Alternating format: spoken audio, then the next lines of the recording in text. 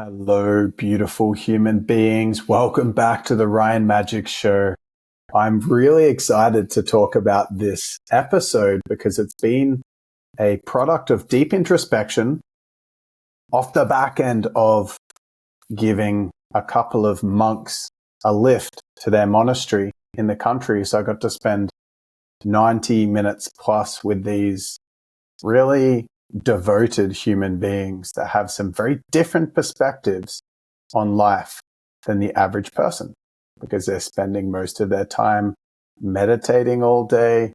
They have a very strict set of rules through which they live by. So that disconnection from society has given them some perspectives on life that are very unique.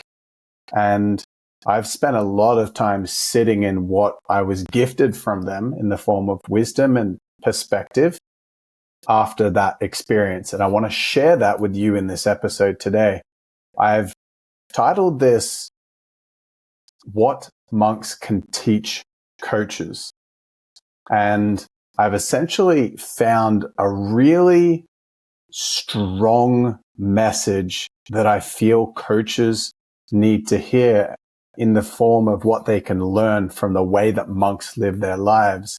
And having been in a perched seat in the coaching space, coaching coaches for a good 7-8 years, and I finished doing that formally about 6-7 years ago. So it's been over 10 years since I've been really closely observing the coaching space and been in the coaching space for a few years longer than that. So if you're a coach, you're going to get a lot from this episode. I'm going to open up the potential for you to strategize the direction of your coaching journey in the most powerful, impactful way.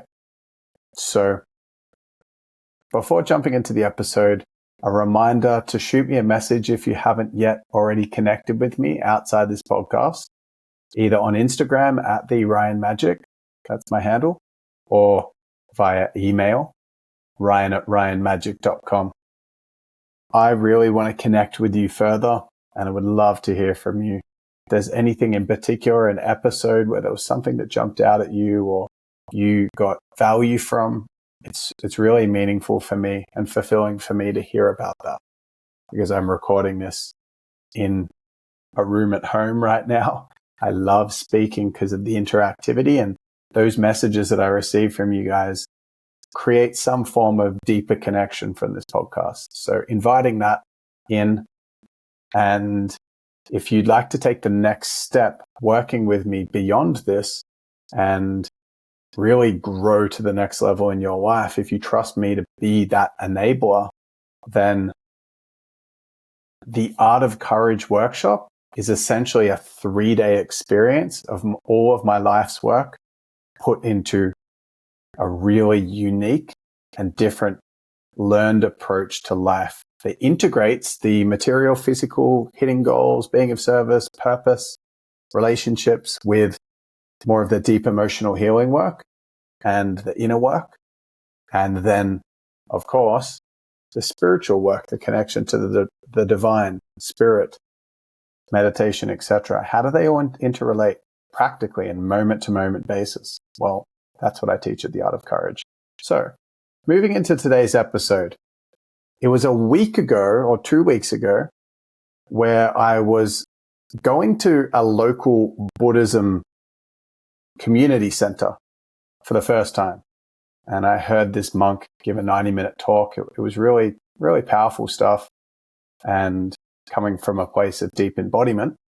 And then at the end, the organizer of the event, or one of the volunteers at the community center, asked if someone could give a lift to this monk the next morning back to their monastery, which is 90 minutes away. Now, background on why: monks aren't allowed to drive. Monks aren't allowed to do a lot of things for themselves, so they rely on a lot of community support. And it's not just so they don't have to do anything. It's not just because they can't afford it. It's because it's this strategic symbiotic relationship that has been in place and in practice for over 1,000 years, where it creates a relationship between the monks and society. It pulls people in to the Buddhist way of life because there's this beautiful, authentic desire to want to give to monks. And it feels really fantastic to give to people and to serve. And that pulls people into the monastery, into the community centers, into the temples, where then people have the opportunity to expand the way they see life. If the monks did everything for themselves, there might end up being a bit of a disconnect. So anyway, someone needed to give a lift to this particular monk. And I threw my hand up and said, that sounds like an amazing experience, an opportunity to get to be in the energy of someone that spends so much time deeply connected to spirit and to source energy and to stillness. That sounds awesome. So I volunteered the next morning, which was New Year's Day. It was New Year's Eve, the morning of New Year's Eve, when I went to the community center. And then it was 8:30 a.m. the next morning on New Year's Day when I went and picked up this monk. When I arrived there, I got told that I'd be transporting 2 monks. So I got to have a D&M, deep and meaningful drop-in with these monks and share some of my experience being in the coaching space. And we had a really interesting conversation about service, about the monk's way of being. And one of the monks had been a monk for 13 years. And I got a lot of insight from him sharing about his story and just me asking a bunch of questions, essentially. So I essentially asked the monk, both monks, what their favorite part of being a monk was. Because just to give some background on their lifestyle, it's Buddhism in its purity is quite stoic, in the sense that even though there's a lot of kindness and happiness and joy as an intention of the wisdom and the practices and the tenets and whatnot, it's very strict because they believe in abstaining from things in order to experience the depth of the purity of connection to the creative force of the universe. They don't label it that same way, but they believe that the more that you engage in the pleasures of life, the more you're going to be intoxicated by the mind and the less wholesome and pure experience of life you're going to have. So the Buddhist way of operating is very minimalist. And what that looks like is that they have 1 meal per day. They only eat if food has been given and donated. They wake up early and start meditating. Meditation is one of the biggest aspects of being a Buddhist monk, at least in the way that the more pure forms of Buddhist monasteries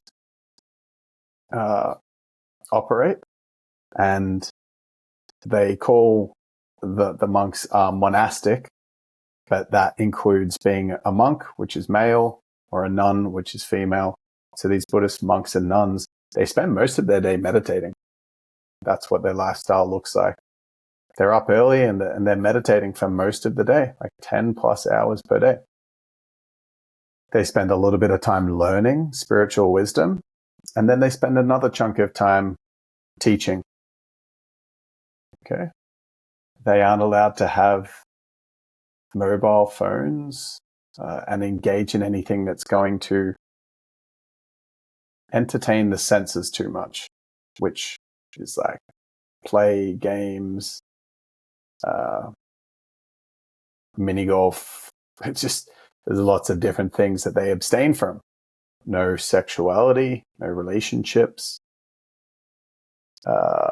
no food for entertainment purposes. They're living a very minimalist life. And so when I pose the question, what's the thing that you love most about being a monk? The more senior of the two monks that have been a monk for 13 years and been a pretty devout Buddhist for 20 or so years, his answer was freedom. Freedom was the thing that he loved most about being a monk. Now, with that little introduction that I gave and the background that I gave, which for some of you would have given you a little bit more context as to what a monk is, some of you might have already known that, but if you were listening to me talk about how much they abstain from, have one meal a day, quite basic, they don't sleep in fancy conditions, they also own a very small number of possessions. I think they're allowed to have less than 10 possessions. So they're living very minimally. And that to me seems quite restrictive, sounds just objectively quite restrictive. They also rely on other people to give them food, money as well. Like they don't. I went to the monastery and there was this beautiful monastery in nature. And there were big open fields that had hay bales rolled up. And I said, "Oh, do you guys have animals here?" And one of the monks said that no, but a farmer comes and cuts the grass, rolls it up into hay bales, and then takes it off. And I said, "Oh, did you sell it to them?" And they're like, no, we don't sell it. They can just take it for free. It's doing us the service of removing fire danger. So it's us just giving that out. So they don't really receive money, earn money. They just have donations. That's the way that they work. Food is donated. Money is donated for electricity. Money is donated for insurances, for any items they need around the monastery. It's all donation based. And so that to me doesn't sound like the Western concept of freedom. What we in the West see as freedom, in the West, like in wealthy countries like Australia, Canada, New Zealand, America, England, what we see as freedom usually is tied to financial freedom. And as you guys probably know, because the last podcast episode that I spoke about was what freedom is. The one before that was about financial freedom. So it seems that freedom is a real theme at the moment. But this monk, his response is what he loves most about being a monk is the freedom. So let's just kind of discuss this for a moment. Why did he say that freedom is what he loves most when he literally doesn't have any money? He's not allowed to have any money. How's he free? Well, that's the exact thing. He doesn't have to think about money at all. He just trusts that food's going to be provided. He doesn't need a lot of things. So he's not worried or attached, worried about losing his job. He can't lose his job. He's a monk. He doesn't make any money. And so a lot of the modern concerns that keep the average Westerner trapped in the idea that, like, what the Matrix will talk about as kind of being stuck in the system. Monks are kind of outside the system. They don't have to work. They're monks. So he loves the freedom, this particular monk. He doesn't have any money though. But he is free. He doesn't have to think about money. He doesn't have to worry about whether he has to pay the bills or not. He literally wakes up and has a very challenging lifestyle. Don't get me wrong. And I spoke about this with the monks a lot. They shared their vulnerabilities around how difficult it is. In some studies, like less than 20% of monks actually make it through their first 5 years as a monk without quitting. So, because it's so difficult to spend so much time in stillness. But what does this monk find most liberating or most enjoyable about being a monk? It's the freedom. So how does this relate to being a coach? because I've titled this What Monks Can Teach Coaches. And under the bracket of coaches, I'm going to say therapists, experts, spiritual teachers, healers, whatever you want to call yourself, service providers. What can monks teach service providers? And I'm going to create 3 pieces or 3 categories and ideas that I'm going to bring into this podcast episode. One idea is service. That, from my perspective, is why people become coaches and healers. They want to do something that's more fulfilling. They want to serve. They want to help people, right? That's like the purest intention that I see for most people that get into the coaching space. They want to help people. People that become breathwork facilitators, they want to help people. It changed their life, connected them with their emotions. It opened up their trauma and liberated them so they could connect deeper with their friends. They could actually connect deeper with life. They're more fulfilled. They're less stressed. They're less a product of their wounding. And service has called them into the space. Service has called the average meditation teacher to be a meditation teacher versus something that is still helping society, like being an accountant or something like being a nurse is still very service-based. But there is something that I've witnessed helping over 1,000 coaches where they're pulled into the idea of, I want to help people. I want to change their lives. I want to feel the beauty in my heart that lights up when I actually help someone with their pain, move out of that pain and move into love. So that's what pulls people in. And that's factor 1 that I'm going to use to create this comparison between monk's way of being and the monk life and coaching life, the average service provider's life. Very different. Service is the first factor. The second factor I want to talk about is security. That is financial security. That's the ability to pay the bills. If someone's working as, let's say, in corporate and they're earning $90,000 a year, and then they want to be a coach, there's a transitional period there where they've either got to build the coaching business while they work full time, or maybe they go from 5 days a week to 4 or 3. And then they've got to get new income to, maybe they've got a financial buffer of savings, but at some point they've got to transition and they've got to have financial security in the new vehicle in coaching or therapy or breathwork or meditation teaching, or being a speaker, whatever it is. And in that transition, there is the need to get to a point of financial security. So that's a factor that impacts the way that a coach will approach their life, approach their career. It's with that consideration in mind. They need to make enough money to survive. They need to meet their basic needs. They need to oftentimes meet their current level of lifestyle of which they're attached to as well.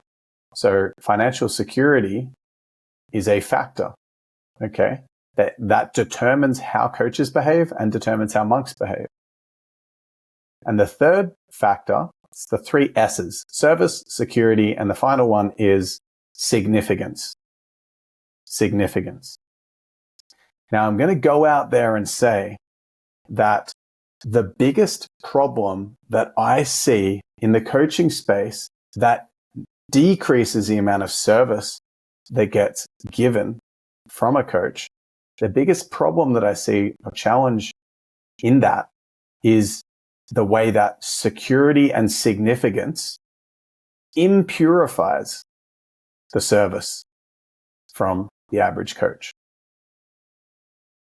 So when someone's attempting to just go out there and give their heart to the world, help jump into one-to-one sessions and work with people to help them, whether they're doing timeline therapy breakthrough or the breakthroughs, or they're doing breathwork sessions, or they're guiding people through meditation, or whether they've got some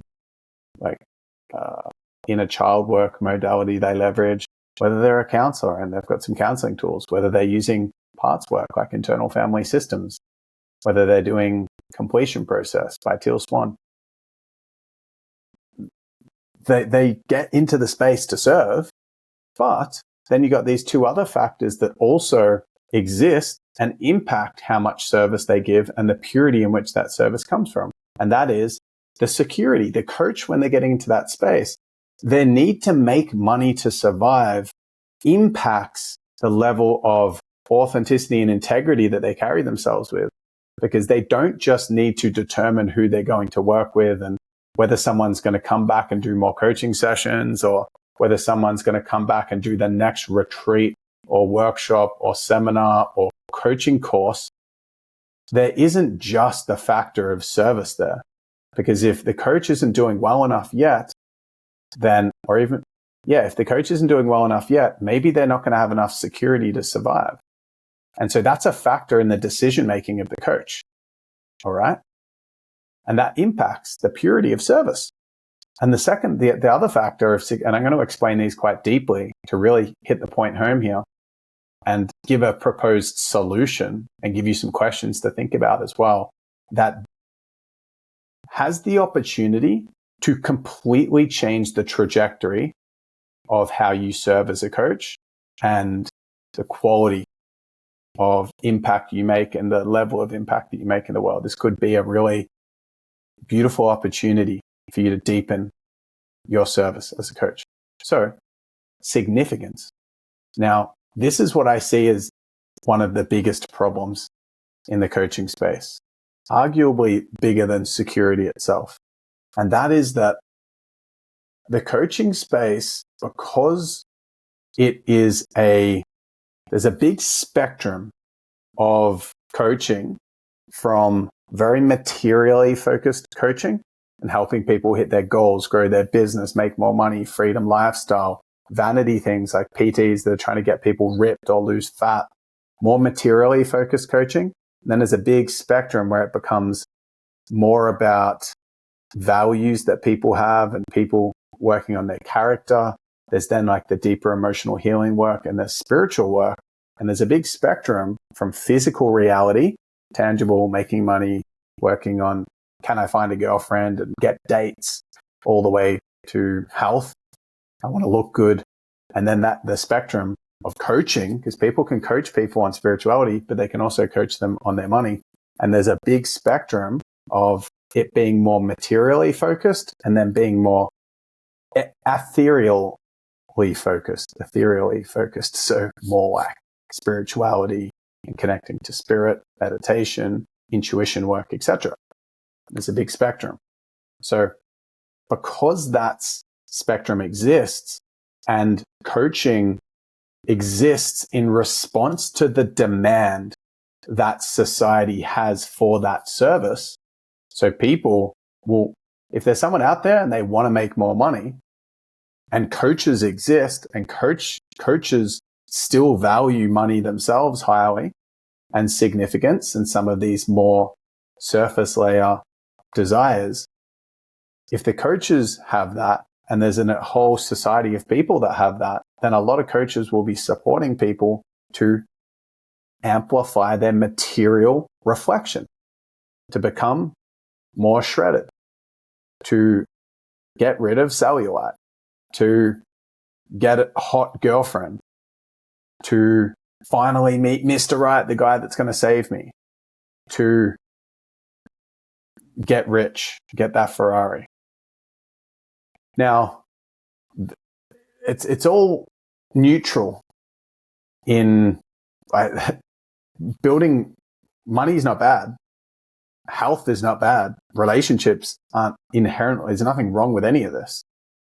But what happens as a result of this is that you have a lot of coaches and just people that get into the coaching space and are sucked into a bit of it's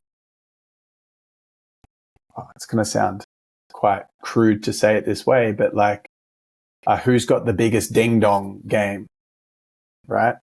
And that is literally what's happening with your average coach, because the moment you enter the coaching industry and you use the word coach and it comes out of your mouth around your technology and your phone and your computer are listening and they pick up that word, they chuck it into the algorithm that determines what you see advertising wise and content wise through Instagram, Facebook, TikTok, LinkedIn, YouTube, etc., Twitter, then all of a sudden you're starting to get shown the ads which Facebook, Instagram, and all these social platforms make the most money from.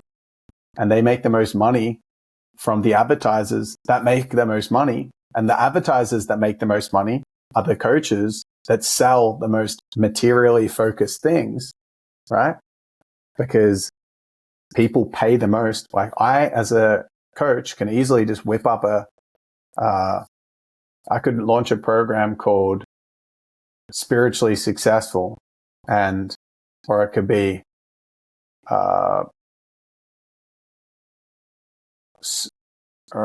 Rich Inside and Out.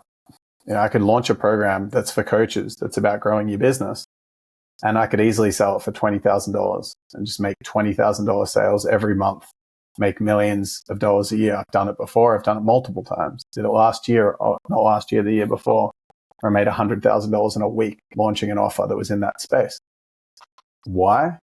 So I'll then be willing to pay more to get leads through Facebook, coaching leads. So I will pay Facebook more to get leads come through if I know that I've got a $20,000 sale coming with one of these leads than what I would pay if I was teaching coaches to meditate. Because if someone's paying me $500 to learn to meditate or $200 to learn to meditate, I can't afford to spend $500 a lead because that's the entire cost of my whole program. Whereas if I'm selling a $20,000 program, then I'm willing to spend $500 a lead, $1,000 a lead. Doesn't matter because if I get 4 qualified leads and I convert 2 of them, it costs me $1,000 each. And I've paid $4,000 to Facebook and I've made $40,000. Yeah, so I'm getting a 10 times ROI. I would lose money if I did that with a $500 meditation program. So the people that end up getting the advertising real estate are those that make the most money. Those that make the most money are those that are selling the most material offerings, because that's what people are willing to pay the most money for. People will not pay $20,000 for a happiness course. Yeah, people will easily and happily pay, excuse the pun, pay $20,000 for a business coaching course that's guaranteeing them to make $100,000 a year. So that's some context to understand that the whole coaching landscape, from the moment that someone thinks about starting to become a coach, when the technology picks up the word coach in this person's life and starts showing them ads about coaching, what are they seeing? Are they seeing how to become the most integral coach? Are they seeing how to be embodied and really connect to your clients? No, they're seeing how to become a 6-figure coach, a 7-figure coach, etc. And then because every single time someone does something new, there's some fear around it because it's new. When the average new coach comes into the space, their insecurity of whether they're good enough to be a coach, because it's a very bold thing to do. It's a scary thing to do to say, hey, I want to help other people. Then they start seeing testimonials, courses, 6-figure this, 7-figure this. And then they start seeing those course owners that are advertising 6-figure coach. They start seeing case studies of all their clients that have made 20K in a week, 50K in their first month. And this idea starts to form in the average coach's mind of what success looks like. Because they're being told and sold the idea that to be a successful coach, they should be doing 6 figures, 7 figures.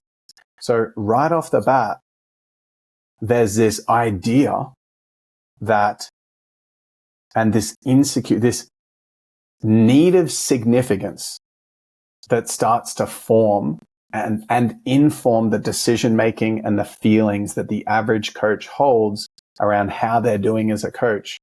And that factor that impacts the average coach ends up determining the purity of the service they put out there. So just to deepen and really ingrain this point, if a coach is starting out, they're not just thinking, where are the people I want to serve and how do I serve them? They're thinking, how much do I need to charge to pay my bills? How many clients do I need to pay my bills? That informs their decision making and how they're feeling about being a coach. but they also are worried about their new friends that they met at a networking conference. They're worried, oh my gosh, did you hear what Jess did? She just had a 20K month. Oh my gosh, did you see Tessa's launch? She made 30 grand launch. She sold 40 people into there. You see how much traction Jake got on his post? He got 300 people like his live video where he's being vulnerable about his breakup. And this human need that our brain has in our limbic brain, because we're designed to prioritize status. Our brain is designed to get along in the tribe and be someone that's likable and lovable, because our brain is it's programmed to get us to value being liked by people. But it is programmed for us to live in 20 to 50 people tribes, where to be liked by the tribe, the way that you were liked, yeah, sure, it might be by being funny and telling stories that are engaging in the tribe, but it's also about being useful and supportive and playing your role so that the tribe has food and shelter and has a great time surviving together.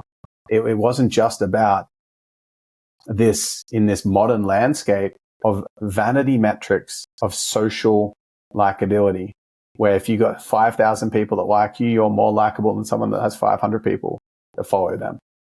So in a nutshell, the average coach, and I know because I still coach a lot of them one-to-one, the average coach values feeling significant at such a high amount that it monstrously, massively impacts the purity of the service that they give their prospects and clients. So much of it is, how many likes have I gotten on my post? How many people are going to come to my workshop? What if people, I'm only charging $100, but Stacy's charging $500 a session. Oh my gosh, did you hear that Isabel launched a $50,000 mastermind? And there's so much vanity in the service. There's so much of the average coach's mind that is taken up by them second guessing, are they doing good enough? Because they just have it shoved in their face so obviously what all the other coaches in their industry, all their other coaching friends are doing, because they're seeing it on Instagram. They're seeing the idea or the perception, because they're not always seeing reality. You don't know what people are profiting. You don't know how much money they're actually banking, what their costs are, etc.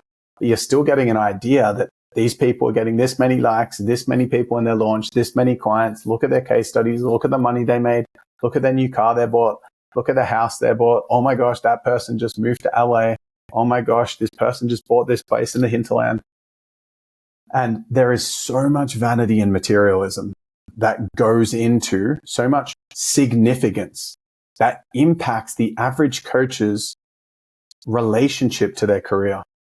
So much thought bandwidth that's taken up by how good are they doing? How many people have liked their post? How many subscribers do they have? How many followers do they have? How many clients do they have? And this is significance. It's got nothing to do with how much service the person has. Sure, if someone's got lots of likes, arguably they're serving more. But the thought around that and the comparison with that massively detracts from the purity of the service and that coach's ability to then serve their clients deeply. So if we look at that as a factor that determines the purity of the service of the average coach, if you compare that to the average monk that doesn't have social media, they literally get directed. They don't go out there and go, I'm going to serve here, I'm going to serve there, I'm going to serve here.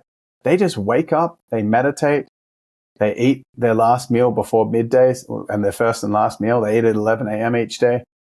And then they're done eating for the day, and they're just meditating most of the day, learning spiritual wisdom, which is what they teach. I'm not saying that's better than what the average person teaches or the average coach teaches. It doesn't really matter what they teach, but their level of embodiment with it is huge.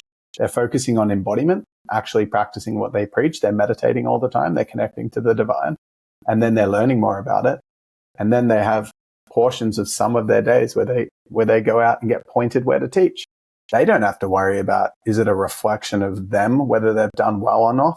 well or not, if they've got 10 people that come and listen to a talk, 50, it's got no impact on that monk's inherent significance or value, because people aren't even paying to see that. They're not followed their Instagram and then gone to see it. Just the monastery has sent a monk there. So the monk doesn't have to think about their inherent value or compare themselves to other monks. It's just not even in the thought process. They're just connecting to their practices, learning their wisdom, and then teaching their practices and teaching their wisdom. So there's such a purity from the monk's perspective, and in the monk's reciprocal service delivery between receiving wisdom, giving wisdom, receiving wisdom, giving wisdom. It's not receiving wisdom like a coach. Then how's Jessica going with her launch? And then I'm going to scroll. If the average coach looks at their screen time for the day, I guarantee the average coach's screen time would be over 6 hours a day. So the average coach is spending an enormous amount of time seeing what everyone else is doing and worrying about comparison, because our brain's designed that way. And so that really impacts the purity of their service, whereas a monk doesn't think about any of that stuff. The monk doesn't think about any of that stuff. The monk literally is just worried about their embodiment and their connection to the divine, which is practicing what they preach. They're doing it, and then they're teaching it. They're doing it, and then they're teaching it. Whereas the average coach is not doing it, teaching it. They're spending very little time embodying what they teach, and they're spending most of their time worrying about what other people are doing and questioning their value. How do I know? Because I teach really high-end coaches. I teach advanced coaches that make millions of dollars a year and that have been in the space for ages. That's who I usually work with one-to-one. So I see it, I witness it, and there's a really big detriment to the purity of their service that comes through significance. And that the other factor there with security, the monks feel free because they don't have to think about how much money they make. They're not even allowed to charge for their talks. So they're not thinking about, oh my gosh, I'm charging $50 per talk. Should I make it $200 because, this other monk's charging $200? There's no significance. There's no security. Their food is provided to them. They don't even think about that. Their accommodation is provided to them. They don't pay for it. So they're free in that sense. So if I go right back to the monk that shared his favorite thing about being a monk being freedom, there is an enormous amount of freedom for monks because they don't have to worry about significance with their teaching. They don't have to worry about security with their teaching because both of those are just irrelevant. They don't even cross their mind. Whereas the average coach is compulsively obsessed with significance inherently. And I've seen it. It's not like someone gets enough followers and then they don't think about it anymore. I see it all. I know so many, I'm going to say, well-renowned coaches around the world that have hundreds of thousands of followers, in some cases millions of followers, in some cases around 100,000 followers. And they've got these big followings and they care more about their following than people starting out oftentimes. And so that person then, instead of, if you compare it with a monk, just that's the value of this podcast. It's to see that there is a way that service-driven people are operating that I perceive to be so much more pure than the average coach. That doesn't mean everyone should become a monk, every coach should become a monk. But what would it look like for coaches to be less wrapped up in their significance and less caught up in their security? What would that look like? How would that impact the purity of their service? The answer is immeasurably. And I'll talk about how I recommend that coaches become more embodied with their service. So let's dive in. Let's keep diving into this. So, like I said, the average coach spends most of their time worrying about how they're doing significance and if they're going to pay the bills, their security, and very little time serving. The average coach that I work with, in their last, if they're the average coach that I work with, that whenever I work with a coach that's been in the space for a few years but hasn't broken through yet, when I ask them how many coaching sessions they've actually done in the last few years, they've been doing it for 3 years, right?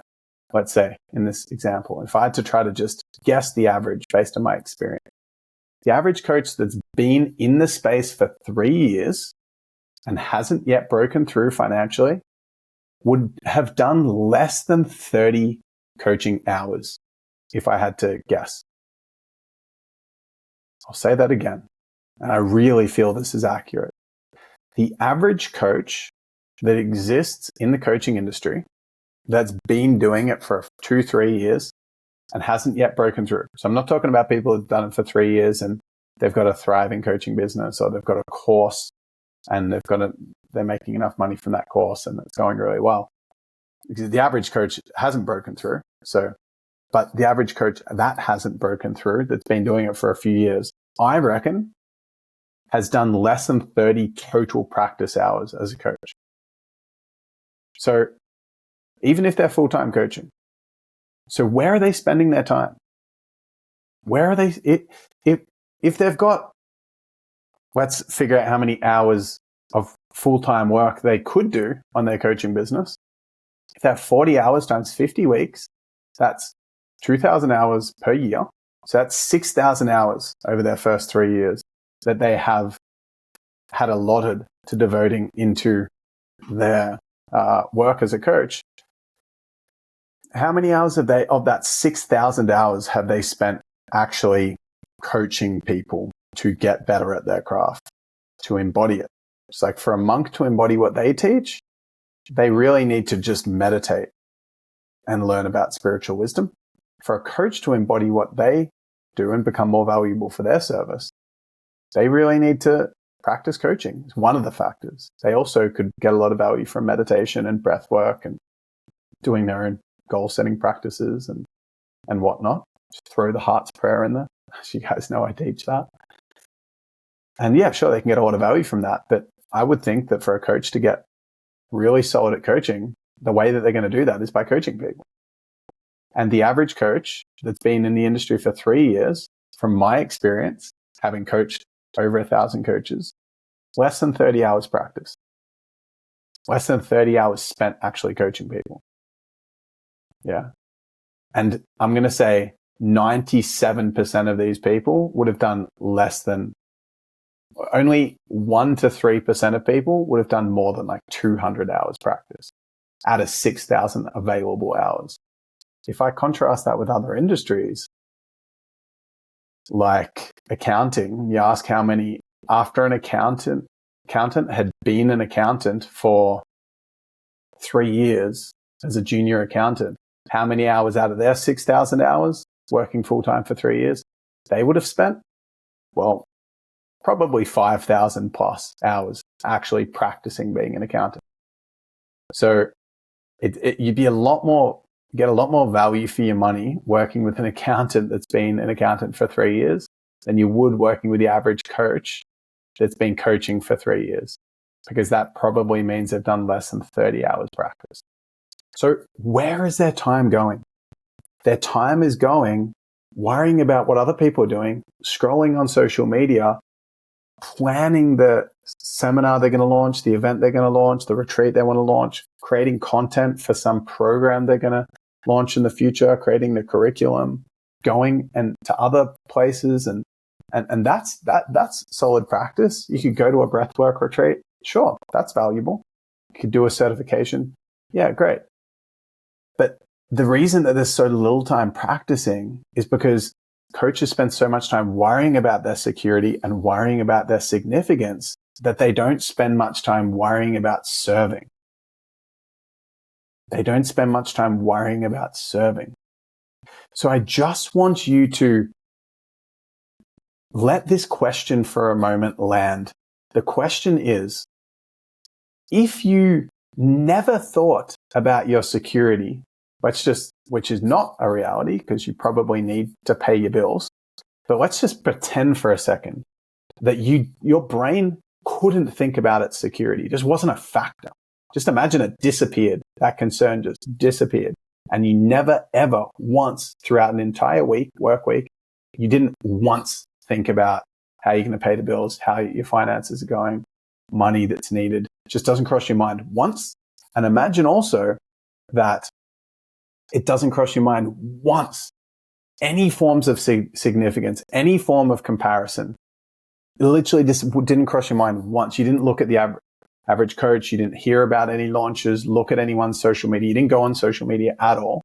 And over the entire week, not 1 second, not one thought devoted to anything relevant to significance, insecurities, how other coaches are going, whether you're doing well, how many likes your posts got.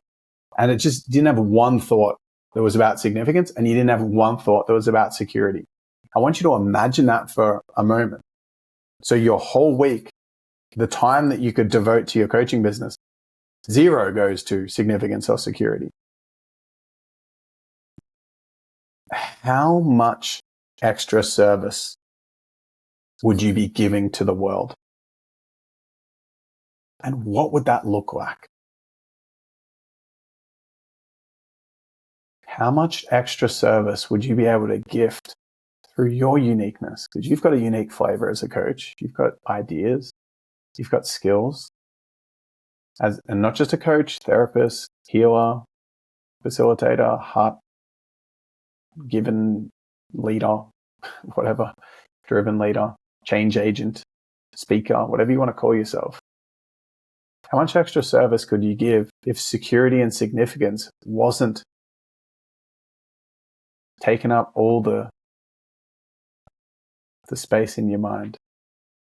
So that 40 hours in the week that you have devoted to service, what would you do? You probably just give a lot more. You probably put yourself out there way more because you're not worrying about whether the heaps of people, you just put the course out there. You don't even care about money. You're not even thinking about money. Imagine all your meals are taken care of, just like a monk. Your accommodation's taken care of, just like a monk. So you don't care if people, like you, it's not about whether you make enough money or not. You're just out there to serve. It's not about how many people sign up to the thing because you're not allowed to have any thoughts about significance. Your brain doesn't even compute that as an idea. How would that look differently? Well, you'd probably write that book. You'd probably be running a lot of seminars. You'd probably be coaching a lot of people, doing a lot of content. Yeah. And this is what I found most interesting about the Buddhist monks that I transported the other day. Because for them, they teach most days. They're teaching in some form, going into schools. They run what they call Dharma talks at the monastery or the city community center that I go to now. And they're just doing that. They're meditating. They're embodying what they teach and they're teaching. They're embodying what they teach and they're teaching. They don't spend any time thinking about how good they are, how many people are rocking up to their talks. It's just not even anything to do with them. It's not their concern. It's not a reflection at all of them because they're not even choosing it. They're being told where to go. Right? So there's just a purity in that. There is such a profound purity in that lifestyle from a service perspective that is really rare at the moment in the coaching space. And not because everyone in the coaching space are terrible people. It's because just the natural evolution for where we are in society at the moment, where what the average coach has to navigate, I find it difficult to be on social media and not compare myself. So what have I done? My Instagram, I've literally unfollowed everyone other than my clients and my close friends and muted every single person's posts and stories. I don't see anyone on Instagram. It's too hard on Facebook because I've got 5,000 people and it'd take me forever. But I don't see that. I've got to remove it because I also fall victim to comparing myself. And that taints the purity of what I do that day. Will I just jump on and choose to give a podcast on something that I think is deeply meaningful? Or will I start to skew what I communicate and teach on to try to get more traction, or to try and make more money so that I'm okay financially. So I personally have been very deliberate in what I share over the last year and a bit. And I continue to evolve in this. I'm not perfect with this, but I really hold a strong intention that I'm not just sharing things for the sake of sharing it. I want to communicate value and wisdom out there every single day through my social media because I love giving and serving, using my voice and sharing wisdom and teaching. I love that. I love this. I love that I get to do this. I choose to do this because it's my biggest passion. So I love this, but I'm really intentional, not just to throw things out there that I think are going to get traction. And you can ask my social media manager about this, what I'm about to say, that often ideas will get brought up for topics to do that I'll just say no to, even though I know they'd get traction, because it's coming from a place of significance. It's not my authentic service that I want to put out there to the world. So I really have to very discerningly weigh up between what is service and what's significance when it comes to my content. And I found this very, very difficult. I've got a bit of a demon in my mind that constantly compares, not constantly, but regularly will pop its head in and compare where I am in my life now in service and finances and business success wise now versus where I was in the past, running a business, helping coaches to grow their businesses, teaching business, teaching money, teaching growth so that people could, I made a lot of money in that business. But was I deeply supporting people? I wasn't, no. Was I still supporting people? Yes. Was I supporting people in a way that allowed them to move towards greater fulfillment? In a way, because I kind of let them hit their breaking point faster. But I didn't really teach people to connect deeply to a meaningful life. And so for me now, I really need to hold strong intention to put things out there that are meaningful to me. And I don't just do that because I want people to grow. I want to feel the fulfillment that comes from giving a message from my heart and not my head. If I'm being driven by significance, it's not like what I'm saying with this topic is just so everyone can be pure in the space for everyone else's benefit. It's so that people can be pure in their coaching endeavor, so they enjoy it more. There's nothing fun about comparing oneself to the rest of the people and their friends and the industry. That's not fun for the person. Worrying about security is not fun for the person. Seeing how many likes they got on a post or in freeze and not launching their seminar out there because they're scared no one's going to show up. That's not fun for the person. So the more pure you can be with the service you put out there and the more that you can be in integrity with yourself and what you care to share with the world and be connected to that, the more volume of service you'll do. And this is what I think is really cool about the monks. I think that they serve more than the average coach from a volume perspective, but they spend 10 plus hours a day meditating. They have no money. So it just creates this interesting, different layer or perspective or lens on their career, if you'll call it, their service, than the average coach in such a vastly different way. And that's my invitation for you to think about this. So let's look at these two areas one by one and get practical here. How could you manage the security factor that can intervene with the purity of service that you have? Well, first and foremost, I feel like a really big trap that coaches fall into is rushing their journey. And therefore, they might want to jump out of their current job that is giving them security because they've got other friends or other people in the space have grown really fast and I can't believe I'm still doing this job. How am I inspiring if I'm just in a job?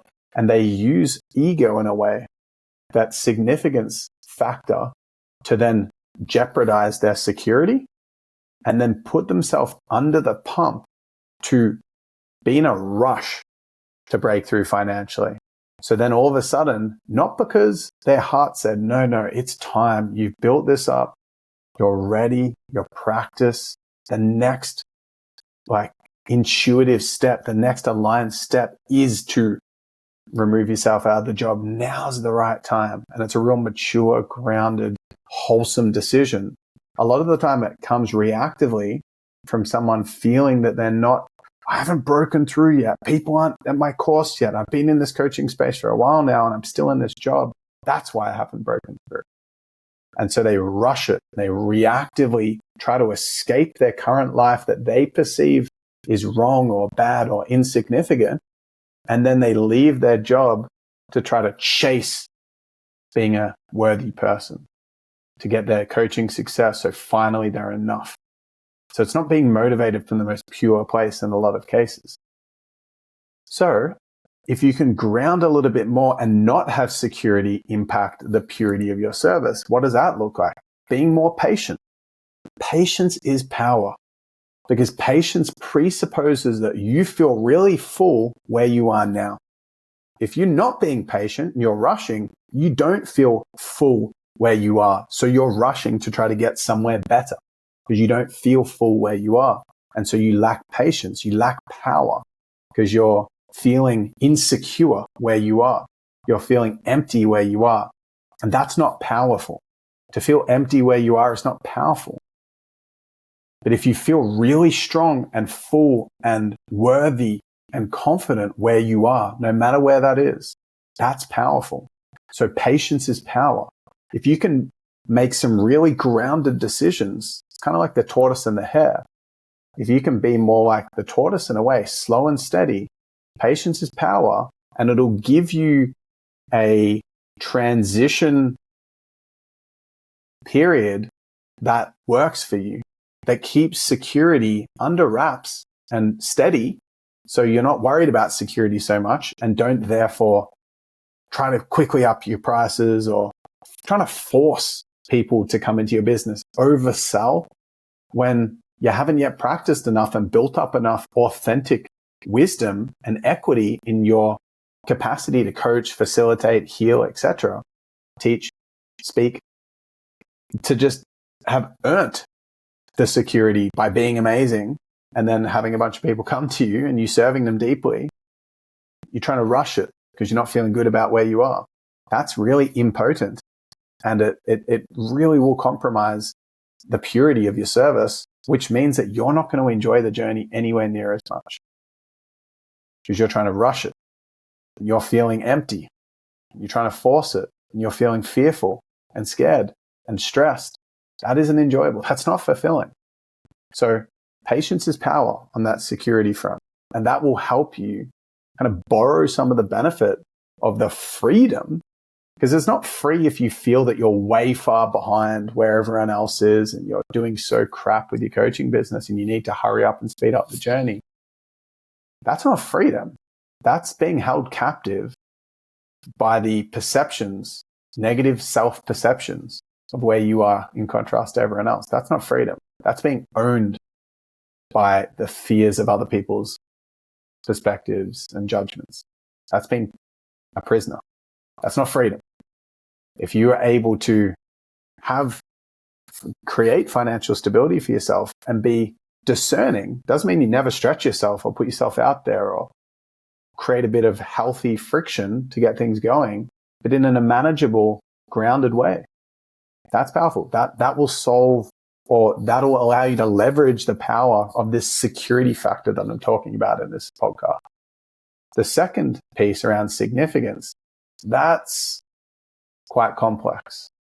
There's a lot to that.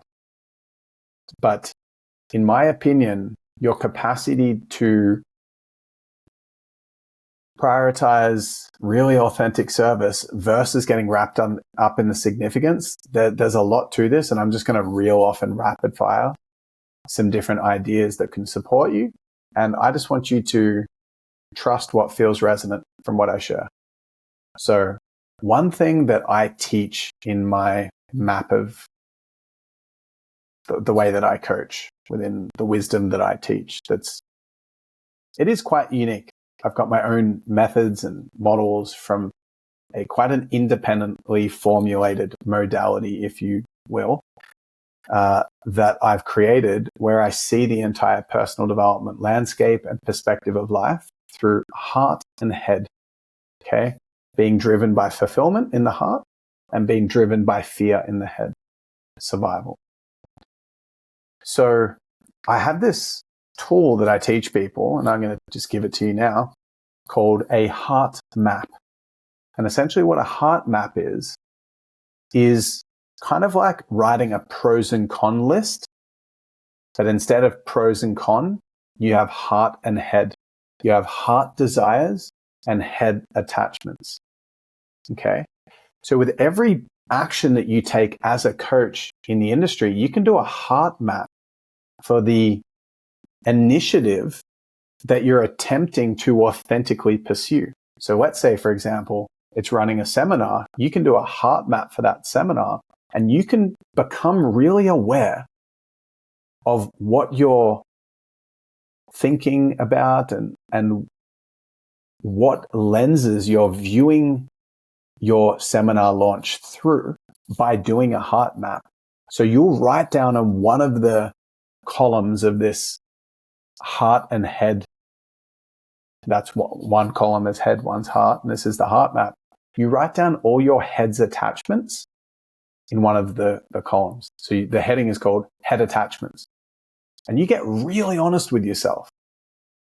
What are all the aspects of my consciousness that are coming from fear thinking about when it comes to this seminar? So you write down things like, well, I want to get lots of people there. That's what I'm attached to. I'm attached to sounding smart when I speak. I'm attached to making lots of money with it, so I get rich. Because making money is not a head thing. It's not just based on significance, but it can be. So it's up for you to discern that.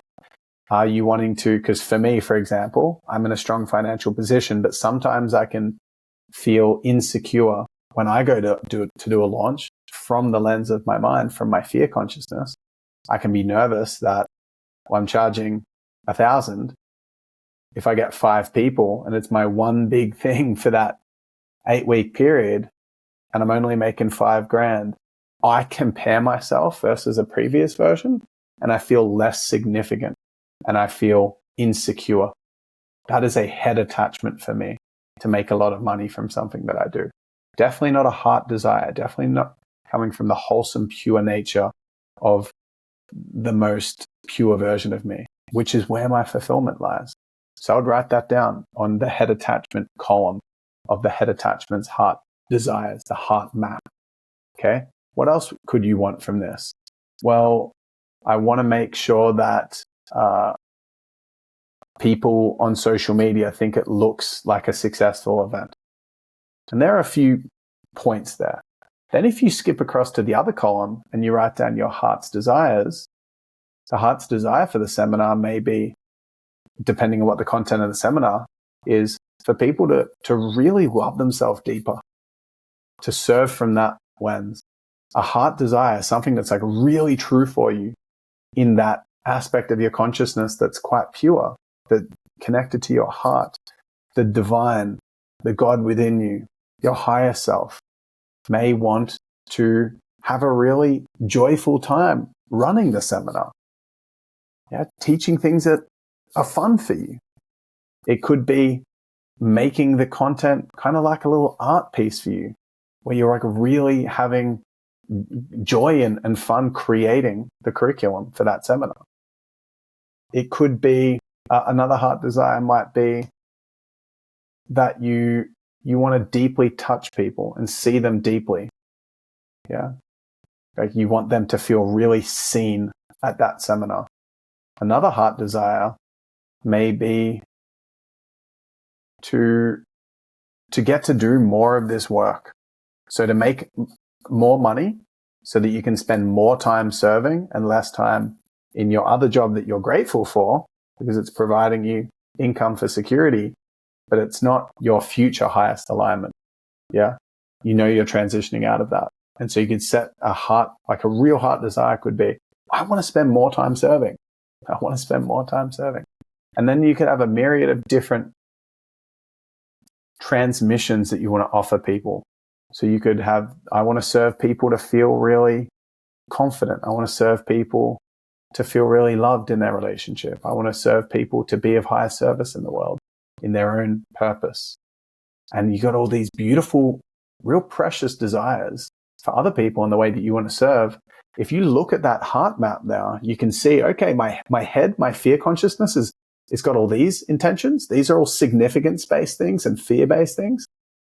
But then in this other column, my higher self, my heart really just wants to serve here and have a great time. Wants to be really present, wants to be really connected to the people that come to the seminar. These intentions are really pure in nature. And if you feed and orient your attention, because you can choose where you place your attention when you have awareness, and doing this heart map on a page and sticking it next to your computer where you're working, and you start to get overwhelmed, you're going to get overwhelmed because the bandwidth has been taken up from security and significance. If you then place your attention on this heart map and go, my head and my fear consciousness is all worried about these things, and it's taking up energy, it's blocking me from serving. When I'm really connected to my heart, I'm just wanting to give people this. I'm wanting to enjoy this and be fulfilled through that. Then you're orienting to the purest, highest form of yourself, which is going to create the most beautiful experience for you, right?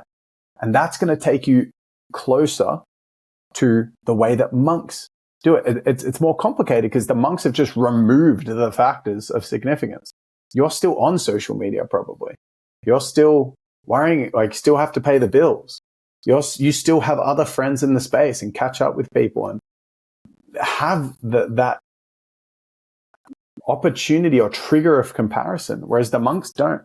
And that's what I find interesting. Imagine just never thinking about your head's attachments.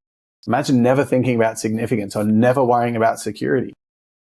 I think most of the Western world would perceive that the only way to gain freedom in life is by getting enough finances that you don't have to work as much. Whereas the monks have that instantly when they take their robes or their vows. Or agree to the Buddhist monk precepts. They instantly get that freedom. And it's just a unique perspective. So to summarize from this episode, the coaching space is filled with vanity and fear.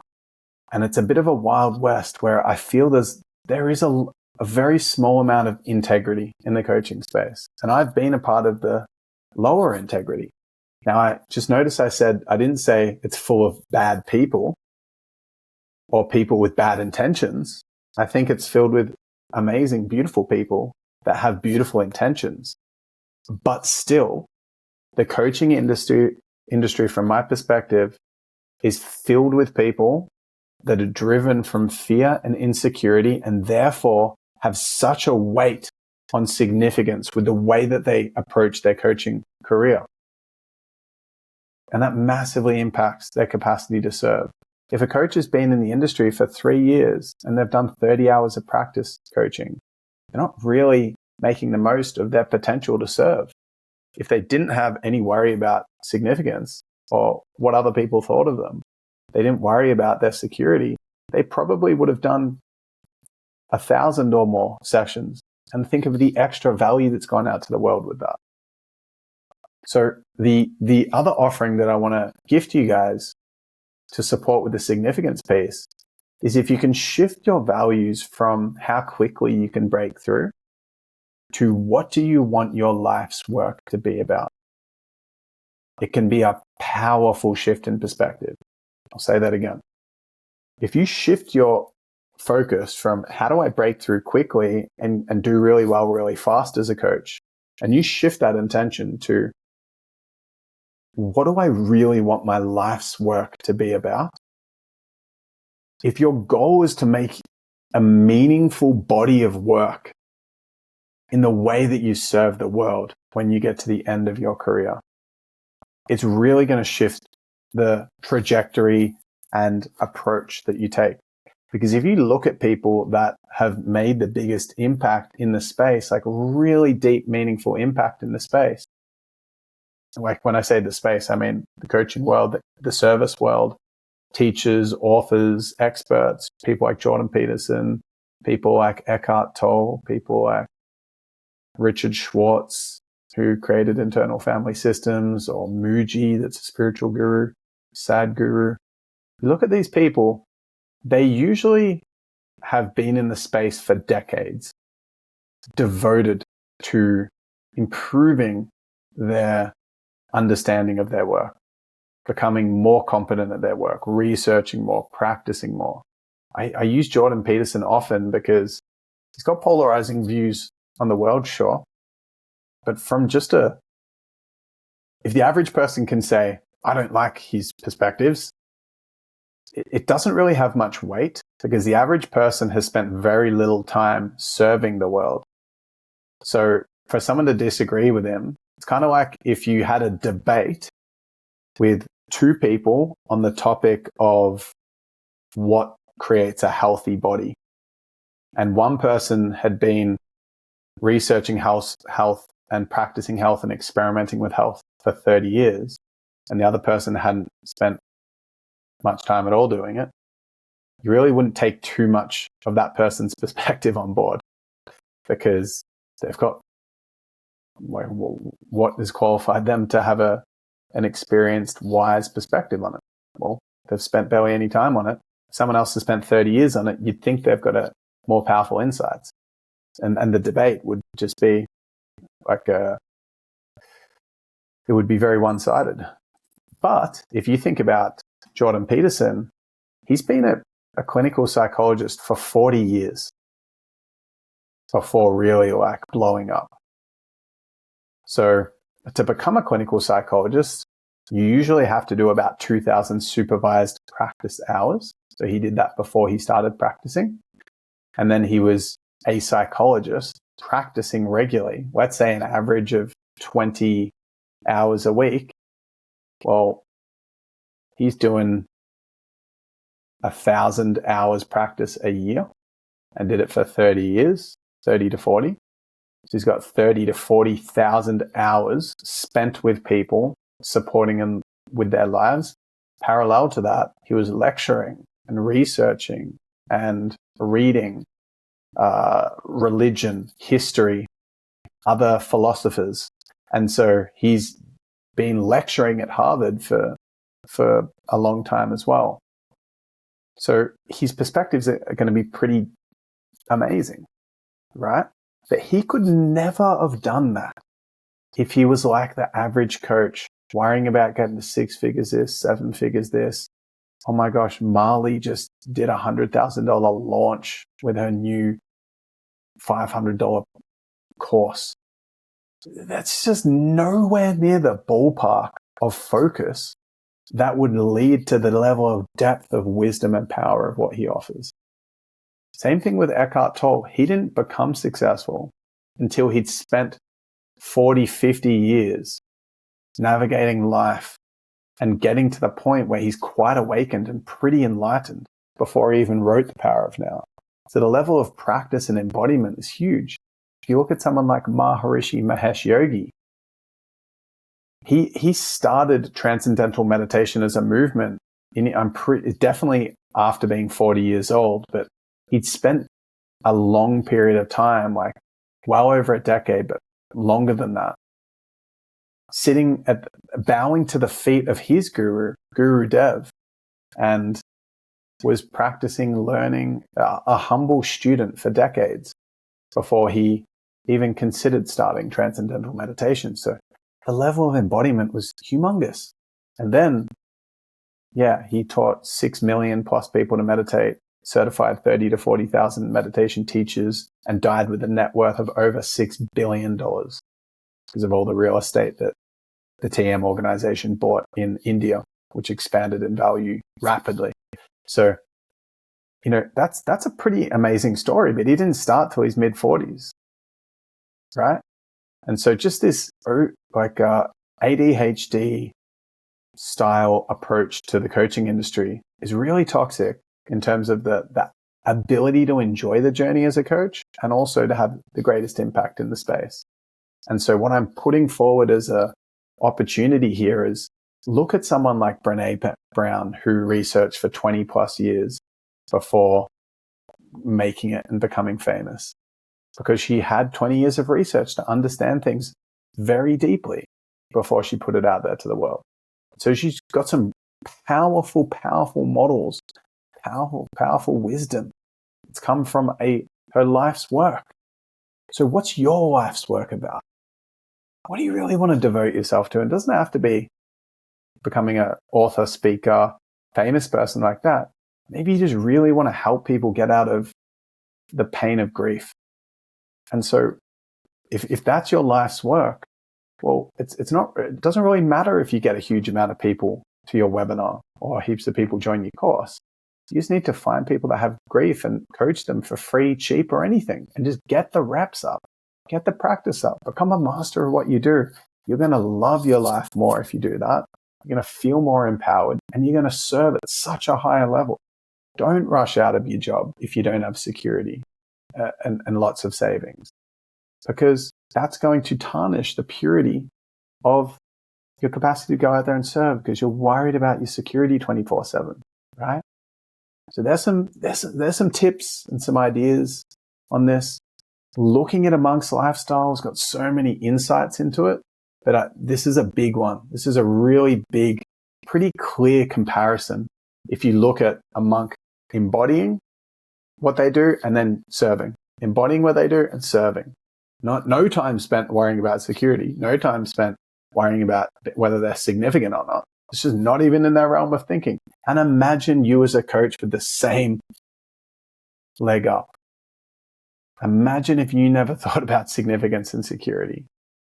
And that can be your reality. If you can aim for that, this is what I'm aiming for. I find it very difficult still, because I'm cemented right in the middle of society in the coaching world.